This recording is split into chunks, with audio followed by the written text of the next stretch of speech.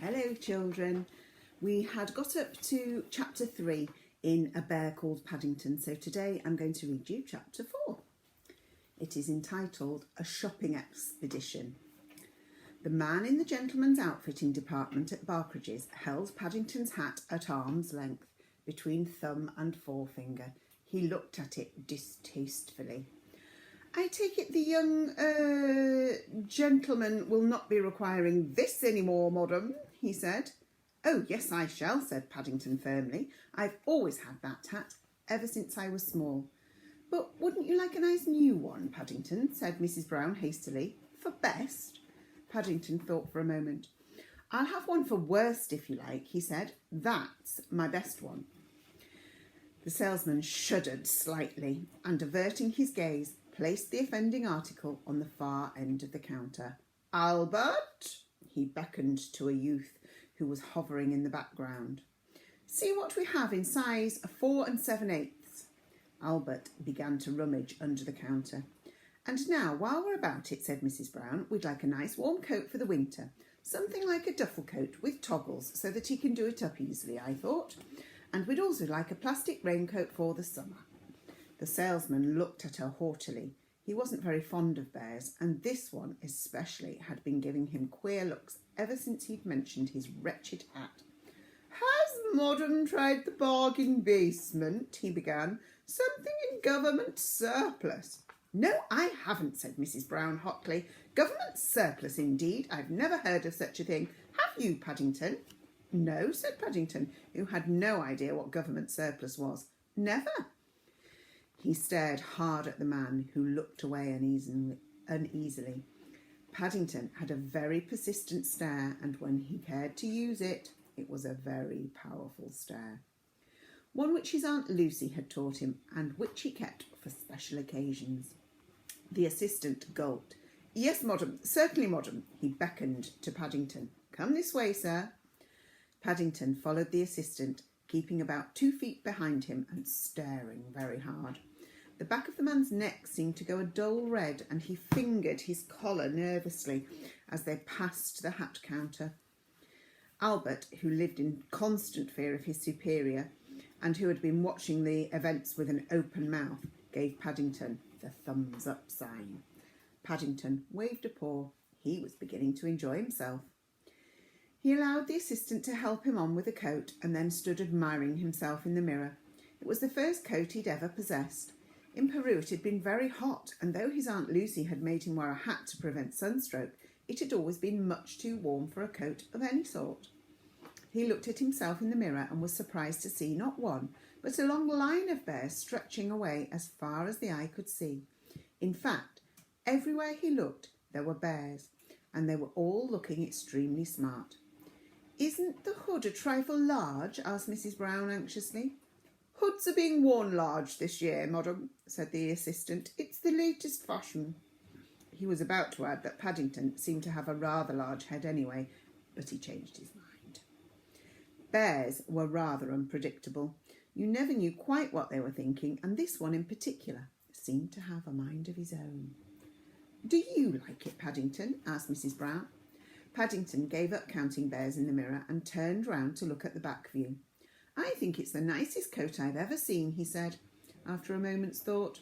Mrs. Brown and the assistant heaved a sigh of relief.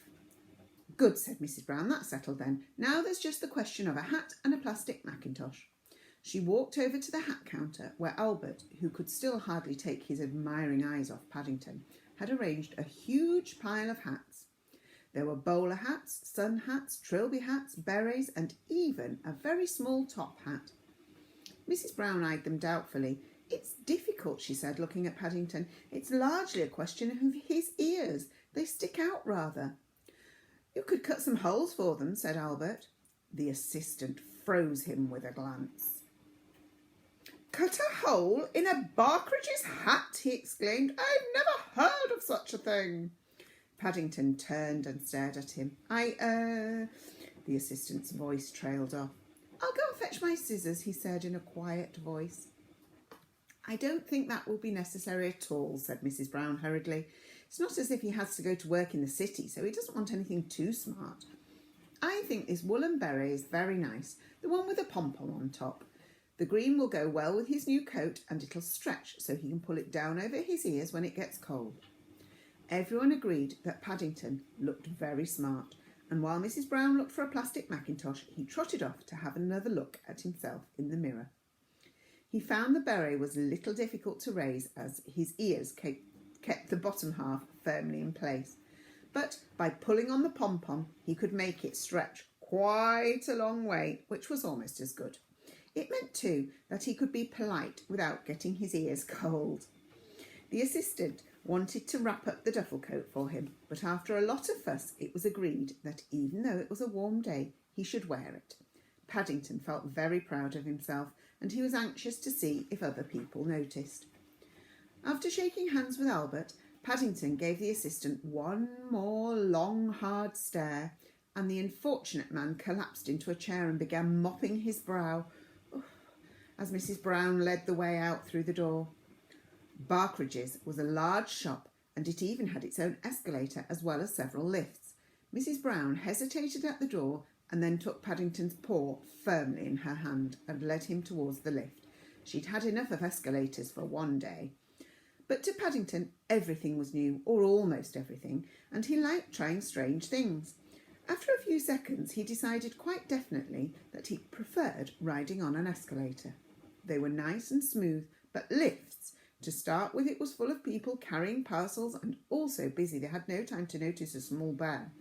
One woman even rested her shopping bag on his head and seemed quite surprised when Paddington pushed it off. Then suddenly half of him seemed to fall away while the other half stayed where it was. Just as he got used to that feeling, the second half of him caught up again and even overtook the first half before the doors opened. It did that 4 times on the way down, and Paddington was glad when the man in charge said it was the ground floor and Mrs. Brown led him out. She looked at him closely. "Oh dear, Paddington, you look quite pale," she said. "Are you all right?" "I feel sick," said Paddington. "I don't like lifts. I wish I hadn't had such a big breakfast." "Oh dear." Mrs. Brown looked round. Judy, who'd gone off to do some shopping on her own, was nowhere to be seen. "Will you be all right sitting here for a few moments while I go and find Judy?" she asked. Paddington sank down onto his case, looking very mournful. Even the pom-pom on his hat seemed limp. "I don't know whether I shall be all right," he said, "but I'll do my best." "I'll be as quick as I can," said Mrs. Brown. "Then we can take a taxi home for lunch." Paddington groaned. "Poor Paddington," said Mrs. Brown. "You must be feeling bad if you don't want any lunch." At the word lunch again, Paddington closed his eyes and gave an even louder groan. Mrs. Brown tiptoed away. Paddington kept his eyes closed for several minutes, and then, as he began to feel better, he gradually became aware that every now and then a nice cool draught of air blew over his face. He finally opened one eye carefully to see where it was coming from, and noticed for the first time that he was sitting near the main entrance to the shop. He opened his other eye and decided to investigate. If he stayed just outside the glass door, he could still see Mrs. Brown and Judy when they came. And then, as he bent down to pick up his suitcase, everything suddenly went black. "Oh dear," thought Paddington, "now all the lights have gone out." He began groping his way with outstretched paws towards the door. He gave a push where he thought it ought to be, but nothing happened. He tried moving along the wall a little way and gave another push. This time it did move. The door seemed to have a strong spring on it, and he had to push hard to make it open, but eventually there was a gap big enough for him to squeeze through. It clanged shut behind him, and Paddington was disappointed to find it was just as dark outside as it had been in the shop. He began to wish he'd stayed where he was. He turned round and tried to find the door, but it seemed to have disappeared. He decided it might be easier if he got down on his paws and crawled. He went a little way like this, and then his head came up against something hard. He tried to push it to one side with his paw, and it moved slightly, so he pushed it again. Suddenly there was a noise like thunder, and before he knew where he was, a whole mountain of things began to fall on him. It felt as if the whole sky had fallen in. Everywhere went quiet, and he lay where he was for a few minutes, with his eyes tightly shut, hardly daring to breathe. From a long way away He could hear voices, and once or twice it sounded as if someone was banging on a window. He opened one eye carefully and was surprised to find the light had come on again. At least, sheepishly, he pushed the hood of his duffel coat up over his head. They hadn't gone out at all. His hood must have fallen over his head when he bent down inside the shop to pick up his case. Paddington sat up and looked around to see where he was. He felt much better now. Somewhat to his astonishment, he found he was sitting in a small room in the middle of which was a great pile of tins and basins and bowls. He rubbed his eyes and stared round-eyed at the sight. Behind him there was a wall with a door in it, and in front of him there was a large window. On the other side of the window there was a large crowd of people pushing one another and pointing in his direction. Paddington decided with pleasure that they must be pointing at him. He stood up with difficulty, because it was hard standing up straight on top of a lot of tins, and pulled the pom-pom on his hat as high as it would go. A cheer went up from the crowd. Paddington gave a bow, waved several times, and then started to examine the damage all around him. For a moment he wasn't quite sure where he was, and then it came to him. Instead of going out into the street, he must have opened a door leading to one of the shop windows. Paddington was an observant bear, and since he'd arrived in London, he'd noticed lots of these shop windows. They were very interesting. They always had so many things inside them to look at. Once he'd seen a man working in one, piling tin cans and boxes on top of each other to make a pyramid. He remembered deciding at the time what a nice job it must be. He looked round thoughtfully. "Oh dear," he said to the world in general, "I'm in trouble again." If he'd knocked all these things down, as he supposed he must have done, someone was going to be cross.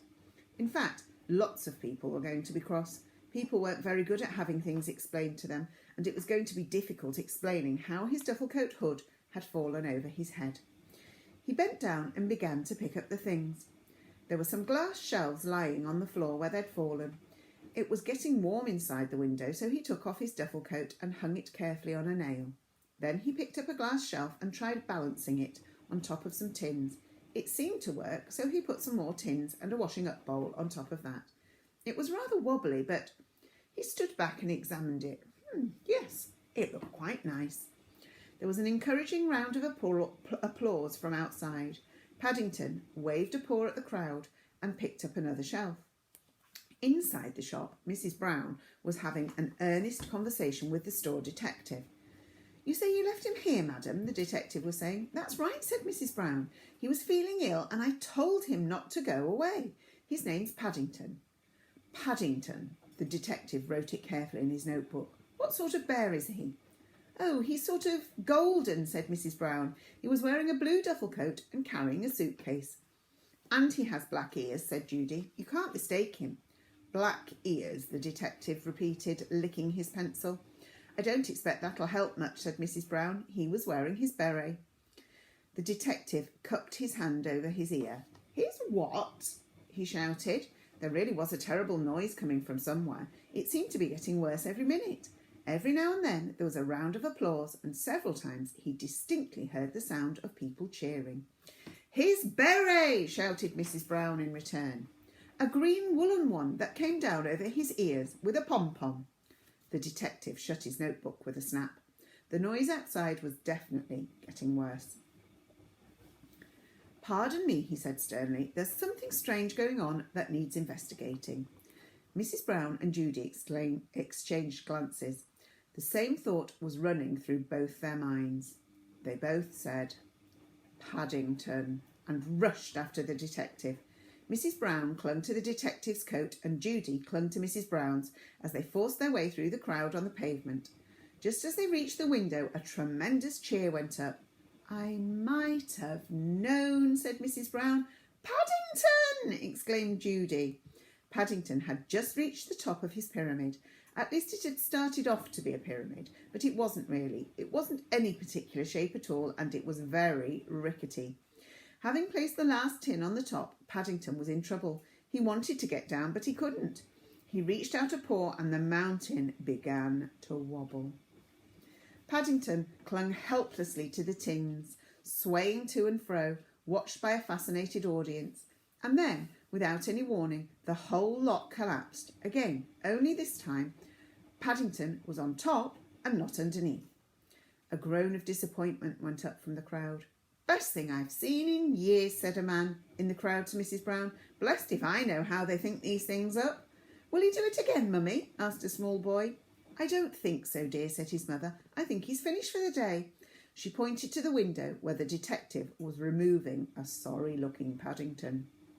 Mrs. Brown hurried back to the entrance, followed by Judy. Inside the shop, the detective looked at Paddington and then looked at his notebook. "Blue duffel coat," he said. "Green woolen beret." He pulled the beret off. "Black ears. I know who you are," he said grimly. "You're Paddington." Paddington nearly fell backwards with astonishment. "However did you know that?" he said. "I'm a detective," said the man. "It's my job to know these things. We're always on the lookout for criminals." "But I'm not a criminal," said Paddington hotly. "I'm a bear. Besides, I was only tidying up the window." "Tidying up the window?" the detective spluttered. "I don't know what Mr. Perkins will have to say. He only dressed it this morning." Paddington looked round uneasily. He could see Mrs. Brown and Judy hurrying towards him. In fact, there were several people coming his way, including an important-looking man in a black coat and striped trousers. They all reached him at the same time, and all began talking together. Paddington sat down on his case and watched them. There were times when it was much better to keep quiet, and this was one of them. In the end, it was the important-looking man who won because he had the loudest voice and kept on talking when everyone else had finished. To Paddington's surprise, he reached down, took hold of his paw and started to shake it so hard he thought it was going to drop off. "Delighted to know you, Bear," he boomed. "Delighted to know you, and congratulations." "That's all right," said Paddington doubtfully. He didn't know why, but the man seemed very pleased. The man turned to Mrs. Brown. "You say his name's Paddington?" "That's right," said Mrs. Brown, "and I'm sure he didn't mean any harm." "Harm?" The man looked at Mrs. Brown in amazement. "Did you say harm? My dear lady, through the action of this bear, we've had the biggest crowd in years. Our telephone hasn't stopped ringing." He waved towards the entrance of the store, and still they come. He placed his hand on Paddington's head. "Barkridge's," he said. "Barkridge's is grateful." He waved his other hand for silence. "We would like to show our gratitude. If there is anything in store you would like." Paddington's eyes gleamed. He knew just what he wanted. He'd seen it on their way up to the outfitting department. It had been standing all by itself on a counter in the food store. The biggest one he'd ever seen. Almost as big as himself. Can you guess what it was? "Please," he said, "I'd like one of those jars of marmalade. One of the big ones." If the manager of Barkridge's felt surprised he didn't show it, he stood respectfully to one side by the entrance to the lift. "Marmalade it shall be," he said, pressing the button.